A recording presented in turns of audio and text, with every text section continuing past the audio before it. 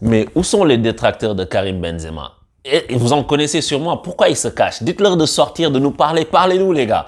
Les gars qui, depuis des années, nous disent l'équipe de France n'a pas besoin de Benzema. Nous, on est bien, n'est-ce pas? Genre, il va rien apporter. Il est détruit. Il est pas bon pour le groupe. Vous voyez. Vous voyez. Et je sais qu'il y a des gens qui étaient contre la venue de Benzema, pas au niveau sportif, mais parce qu'ils savent qu'il est fort, mais qui se disent qu'il allait déstabiliser le groupe, etc. Vous voyez que c'est pas le cas. Benzema est un grand joueur, un très grand joueur qui mérite le respect. Karim, tu as mon chapeau. Parce que le but qu'il met... Karim, qu'est-ce que tu veux faire de nous? Qu'est-ce que tu veux faire de nous? Qu'est-ce que tu veux...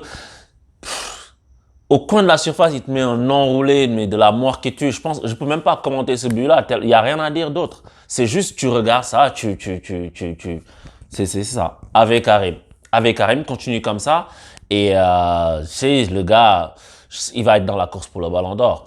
Bon, comme j'ai dit, je pense que dans une vidéo précédente, j'avais expliqué pourquoi Messi le méritait, parce qu'il avait gagné la Copa et que Benzema n'avait pas été fait, un long parcours avec l'Euro. Je pense que c'est ça qui va lui être préjudiciable, mais en ce moment, Benzema, il marche sur un nuage. Il marche sur l'eau, il est sur un nuage parce que ce qu'il fait, c'est absolument incroyable, quoi. Et l'équipe de France, en fait, a eu beaucoup de mal dans ce match-là à certains moments parce que le match a été très bon tactiquement entre les deux équipes. T'avais pas énormément d'occasions, surtout en première mi-temps, mais t'avais beaucoup de blocs qui empêchaient d'autres blocs d'avancer, comme un jeu d'échecs, en fait. Et tu vois, le 5-3-2 de Deschamps, 3-5-2 en fonction, est-ce que c'est une phase offensive ou défensive? Il y a des avantages et des inconvénients. Par exemple, un des inconvénients que j'ai trouvé, c'est dans la relance française. Souvent, tu avais l'impression que l'Espagne avait dominé la France, surtout et même jusqu'en la première partie de la deuxième mi-temps aussi. L'Espagne a beaucoup gardé le ballon, beaucoup fait tourner les Français, beaucoup fait courir dans le vide. Parce que les Français, quand ils ont le ballon en phase de relance, ils ont leur bloc qui est très axial. C'est ça l'inconvénient du 5-3-2. Parce que quand tu es en phase défensive, tu es en 5, pas en 3. Donc, t'as une équipe qui est vraiment genre en bloc comme ça parce que les deux autres, ils sont pas complètement excentrés à cause du pressing qui arrive. Donc, du coup, tu dois relancer dans l'axe. Pour que ça marche, il faut que tu aies un joueur super mobile, super technique en numéro 6, un peu à la Verratti.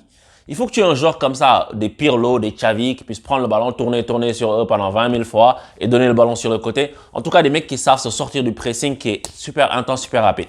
C'est pour ça que tu as vu que l'équipe de France, à beaucoup de moments, ils ont perdu le ballon comment? À chaque fois qu'il y avait le ballon qui arrivait, qu'ils essayaient de construire de derrière, que ça venait sur Lloris, il était obligé de dégager le ballon. Et après, ça revenait tout le temps sur les Français. Ça s'est passé à plusieurs reprises, à la 13e minute, 10e minute. Il y a aussi une action où Koundé, il est sur le côté droit, il est pressé, il est obligé de dégager.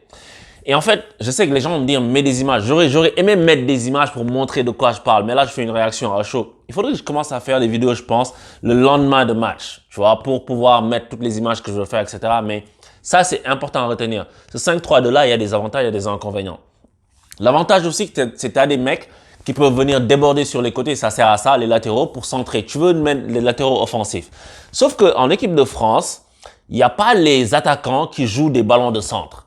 Mbappé, Benzema, tu as joué avec deux attaquants en pointe, deux attaquants, deux avant-centres. C'est pas des gars, Mbappé, c'est pas un mec connu pour jouer des trucs sur des centres. Et Benzema, il est connu pour jouer dans des plus repiquer vers le milieu de terrain, participer à l'organisation du jeu. Et donc, il aime jouer dans des petits espaces. Et Mbappé, lui, aime jouer dans les grands espaces. Tu lui fournis un ballon dans la profondeur, il est parti, personne ne va le rattraper. Donc, je pense que quelque part, ça colle pas avec les caractéristiques qui sont au devant dans l'équipe de France. Le système de jeu, dans la façon dont il est configuré en arrière, il n'est pas imbriqué avec comment ça joue devant. Maintenant, tu as des joueurs super importants en équipe de France. Pogba, quelle élégance.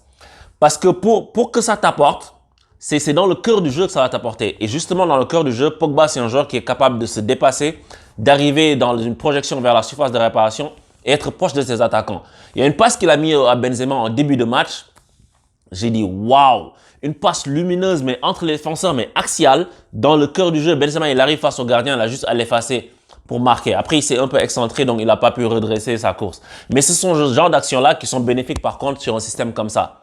Et sur un système comme ça, Griezmann, qui est derrière les attaquants, Griezmann, il aime alimenter en ballon ses deux compères, mais lui aussi, il aime défendre. Et je pense que dans ce système-là, et depuis quelques matchs aussi, quelques temps, Griezmann, c'est lui un peu qui pâtit, entre guillemets, de la bonne entente entre Benzema et Mbappé. Parce que Griezmann, il se sacrifie beaucoup. Il fait ce que, par exemple, au PSG, si on avait les 3 attaquants, si on avait un des 3 qui faisait ça, ça allait marcher. Mieux en tout cas. Parce que Griezmann, il est vraiment, vraiment attaché à ses tâches défensives. Il vient, il court partout, il défend beaucoup et ça sert au bloc de ne pas être déséquilibré.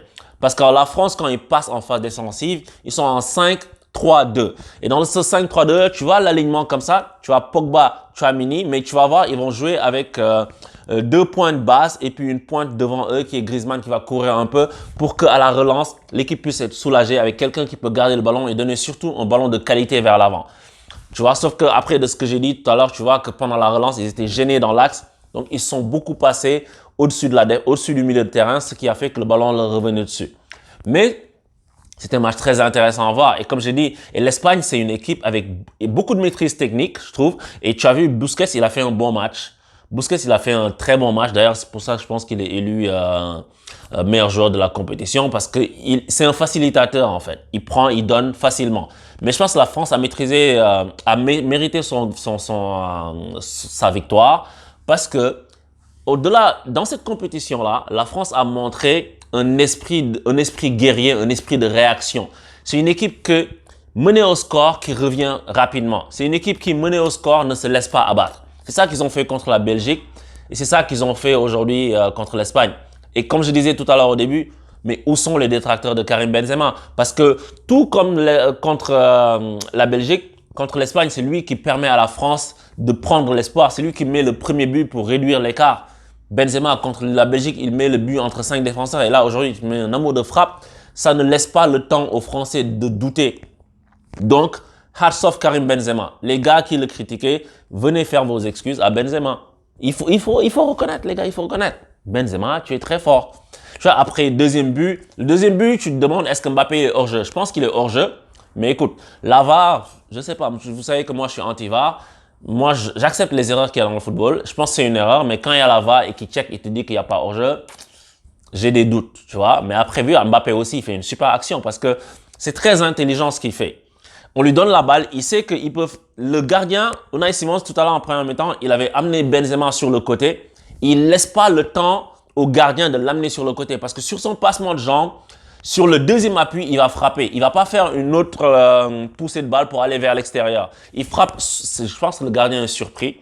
Il frappe sous le bras. Et ça, c'est très bien joué de la part de Mbappé. Tu vois, Mbappé est un grand joueur. On n'en disconvient pas. Tout le monde le sait. Moi, en tant que fan du PSG, et je vais pas faire une digression longue, je ne suis pas amoureux de Mbappé parce qu'il n'aime pas mon club. Il n'aime pas le PSG. Il est là pour faire son truc partir. Fine.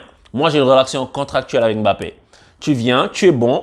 On gagne la Ligue des Champions, ensuite on se serre les mains, chacun va de son côté, il n'y a aucun problème. Tu vois, le mec aime pas mon club, je vais pas tomber amoureux de lui non plus. Faut qu'on se respecte un peu. Mais c'est un très grand joueur et bravo à lui d'avoir mis ce but-là. Tu vois, et tu vois que les gens, la complicité entre Mbappé et puis Benzema, elle est vraiment belle. Après, c'est un peu au détriment de Griezmann, comme je disais, parce qu'il y a une action où Benzema, il doit servir Griezmann plus tôt, mais il ne le fait pas et le jeu avance, il sert Mbappé. Et c'est là que Mbappé il perd son face-à-face face au gardien. C'était une belle passe d'ailleurs. Mais juste pour dire peut-être, il faut l'entente entre les trois encore pour que Griezmann profite un peu aussi. Parce que sinon, ça peut créer des petites frustrations chez les joueurs. Donc c'est ça pour ce match-là. Et je te dis, la Ligue des Nations, moi je trouve que c'est un trophée bidon. Mais c'est vrai que c'est mieux que les matchs amicaux. Parce que là, si tu as des matchs comme ça de ce niveau-là, c'est intéressant. Après, il faut juste pas gonfler le palmarès des gens. J'ai gagné une Ligue des Nations. Si je fais un tournoi amical pour gagner un trophée aussi, je vais dire que oui, mais c'est une bonne chose. Ben, je pense qu'il y a trop de matchs. Il faudrait réduire certains matchs sûrement. Mais c'était un bon match à voir en tout cas. C'était un match de haut niveau, d'intensité. Et si c'est dans cet esprit-là que tous ces matchs-là de ces Ligues des Nations-là se jouent, ça va donner de l'intensité et puis de l'intérêt à des matchs internationaux. Parce que souvent maintenant, quand les équipes nationales jouent, l'intérêt il est un peu bas parce que tu rencontres des Macédoines, des Chypres et puis le match il est là, des fois tu t'endors, etc. Donc c'était un très bon match à regarder. C'est pour ça qu'aujourd'hui je décide d'en faire une petite analyse très brève. Dites-moi ce que vous en pensez et puis Je vous dis à très bientôt pour la suite parce que c'est pas fini. Et les Sénégalais, vous inquiétez pas, je vais parler de Sénégal-Namibie. J'ai vu le premier match. J'attends de voir ce qu'ils vont faire au match retour. Après, je vais faire un petit lump sum de tout ça. Et puis, that's what it is. See ya!